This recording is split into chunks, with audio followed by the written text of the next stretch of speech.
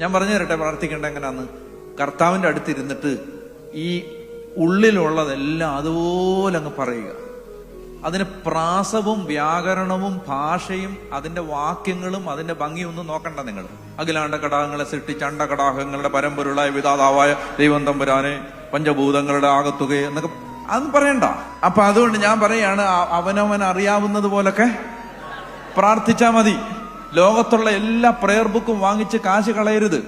ഒരുപാട് നമ്മുടെ യങ്സ്റ്റേഴ്സ് പ്രാർത്ഥന വെറുത്തത് എങ്ങനെയാണെന്നറിയാമോ?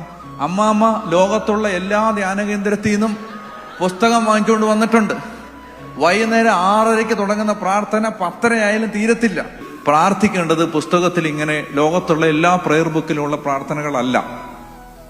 പ്രാർത്ഥിക്കേണ്ടത് നിന്റെ അവസ്ഥ കർത്താവിനോട് തുറന്ന് പറയുക.